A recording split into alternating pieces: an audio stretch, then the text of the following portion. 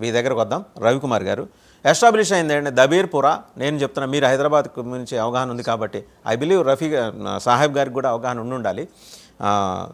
అత్తపూర్ ప్రాంతంలో Kishan Bagh, Dabirpura, old Malakpet, BN Reddy Nagar colony, ఈ Santosh Nagar colony, వీటిల్లో ఈ టెలిఫోన్ సిగ్నల్స్ ఎక్కువగా కనిపిస్తున్నాయి. అంటే వాళ్ళు ట్రాక్ చేసిన దాని ప్రకారం ఉన్న ప్రాథమిక సమాచారం. ఆల్రెడీ రా has suggested NIA to plunge into action and NIA special teams దిగుతున్నాయి రాతో పాటు. సో ఇది ఎస్టాబ్లిష్ అయిన తర్వాత నిన్న మాత్రం ఒక విషయంలో నేను ఓవైసీ గారిని అభినందిస్తాను. ఆయన తన సహజ సంప్రదాయాన్ని, సహజ ధర్మాన్ని విడిచిపెట్టి దీన్ని ఖండించారు. ఫస్ట్ టైం ఆయన డెమోక్రటిక్గా మారుతున్నారు. ఓవైసీ గారు కూడా ఆయన వినొచ్చు, ఒకవేళ మీరు వినాలనుకుంటే ఓవైసీ గారు ఏం మాట్లాడింది. ఒకసారి ఓవైసీ గారు ఏం మాట్లాడారో చూద్దామండి. जैसा कि आप लोग जानते हैं कि पहलगाम में वहां मीडोज में दहशतगर्दों ने, टेररिस्ट ने उस माउंटेनियस एरिया में वहां पर इनडिस्क्रिमिनेट तरीके से और मजहब पूछकर उन्होंने मासूम लोगों को वहां पर उनका कत्ल किया है। हम इसकी सख्त से सख्त अल्फाज में इसकी मजम्मत करते हैं, कंडेम करते हैं और हम उम्मीद करते हैं कि हुकूमत इन दहशतगर्दों को एक सबक सिखाएगी और साथ ही साथ हम जो लोग वहां पर जिनको कत्ल किया गया, इन टेररिस्ट ने इनको मारा है, हम उन तमाम फैमिलीज के साथ खड़े हैं और हम जो जख्मी हैं हम दुआ करते हैं कि वो जल्द से రవి గారు మీరు మాట్లాడండి. ఇప్పుడు వారు మాట్లాడింది విన్నారు కదా. दूसरी अहम बात, రవి గారు, వాసు గారు, ఆయన రఫీ గారు అనుకుంటా, చాలా విషయాలు ఆయన చాలా స్పష్టంగా ఏం చెప్తున్నారంటే, అక్కడ వాళ్ళు అంటే రఫీ గారు కావచ్చు, సాహిబ్ గారు కావచ్చు, ఈవెన్ బషీర్ గారు కూడా ఏం చెప్తున్నారు, షుబ్లీ గారు, ఫరూక్ షుబ్లీ అక్కడ గారు, వాళ్ళు ఐడెంటిటీ చూసి చంపలేదు, గుడ్డిగానే డైరెక్ట్ గా చంపేశారు అంటున్నారు. మొత్తానికి వాళ్ళు హిందువుల, ముస్లింలా చెక్ చేసుకోకుండానే చంపారని చెప్పేసి అంటున్నారు. అలా చంపాలనుకుంటే దాని అర్థం మనుషుల్ని చంపారని అనుకుందాం. మనుషుల్ని చంపారు. మనుషుల్ని చంపాలనుకుంటే కాశ్మీర్ లో చాలా మంది మనుషులు ఉన్నారు.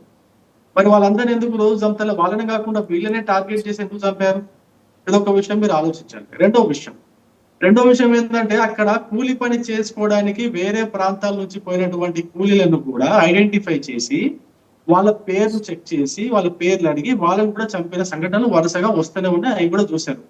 నిజంగానే వాళ్ళకు మతంతో సంబంధం లేదు, ఎవరినైనా చంపుతారు అనుకుంటే మరి ఈ సంఘటనలన్నిటిలో కూడా చనిపోయింది హిందువులే కదా.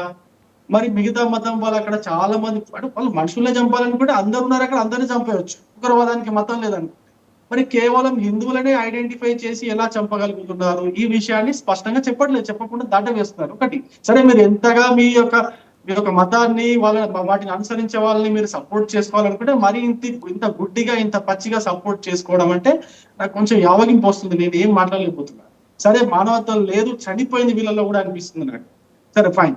ఇంకో విషయం కూడా చెప్పారు, హైదరాబాద్ డబీర్పురాలో ఈ సిగ్నల్స్ ఇప్పుడు నుంచి కాదు, భారతదేశంలో జరిగినటువంటి ప్రతి ఒక్క బాంబు పేలుడు కావచ్చు, ఉగ్రదాడి కావచ్చు, దాని కనెక్షన్ హైదరాబాద్ ఉంటుంది.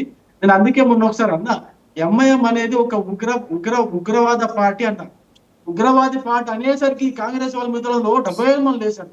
వాళ్ళు ప్రజాస్వామ్యంలో పోటీ చేయలేదా, వాళ్ళు గెలవలేదా, వాళ్ళు ఎమ్మెల్యే ఎంపీలు లేరా అని ఉంటే వాళ్ళు ఎంఐఎం ఆధారం చూసుకునే కదా హైదరాబాద్ లో వాళ్ళ యొక్క బిచానా బెత్తి పెట్టుకున్నారు. వాళ్ళ యొక్క వాసుదేవన్ గారు ఒక్క నిమిషం అవకాశం ఉంటే చూడండి సార్. వాళ్ళని ఎందుకు మీరు వ్యతిరేకించట్లేదు? కొద్దిగా మీ ఫ్రేమ్ అడ్జస్ట్ చేసుకోరండి. ఒకటే విషయం అడుగుతున్నా, ఏమండి మీరు నిజంగా భారతదేశంలో ఉన్న వాళ్ళందరూ కూడా మతాలకు అతీతంగా అన్నదమ్ముల్లాగా బతుకుతున్నారని ఒకవేళ అనుకుంటే మీరు వెంకటేశ్వర స్వామి దగ్గరికి వెళ్తారు, ఆయన రాముల వారి దగ్గరికి వెళ్తారు, మన ఈయన కూడా బషీర్ గారు కూడా ఆయన రాముల వారి దగ్గరికి వెళ్తారు అనుకున్నాం. సరే, అనుకున్నప్పుడు మరి భారతదేశంలో ఉన్నటువంటి ఈ ముస్లిం కమ్యూనిటీ మొత్తం, ప్రతి రాష్ట్రంలో ఉన్న ముస్లిం కమ్యూనిటీ అంతా కనెక్ట్ అయి ఉంది కదా సార్. మొత్తం అందరు అన్ని రాష్ట్రాల్లో ఉన్న ముస్లింస్ అందరూ కనెక్ట్ అయి ఉంటారు. అది జమాత్ నుంచో ఇంకో దగ్గర నుంచో అందరు కనెక్ట్ అయి ఉంటారు.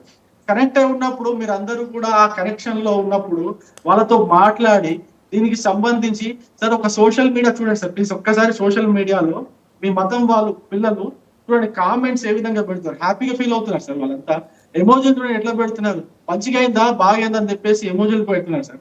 వాళ్ళకి ఎవరు సార్ వాళ్ళకి అందరికి చెప్పాల్సింది, ఎవరు సార్ వాళ్ళకి నేర్పించాల్సింది, ఎవరు వాళ్ళకి అట్లా క్రూరంగా క్రూరంగా ఆ సంఘటన జరిగినప్పుడు హ్యాపీగా ఫీల్ అవ్వాలని చెప్పేసి ఫేస్బుక్ లో బై బ్రిటన్ రాస్తున్నారు కదా సార్. వాళ్ళ రాశారు గురించి ఒక ఏం లాయరు, చెప్పారు సార్? ఆయన మీరు ఎస్ వచ్చేసి ఒక మీరు లాయరు, మీరు మనం ఆ ఒకటి ట్వీట్ ఒకటి చూద్దామండి.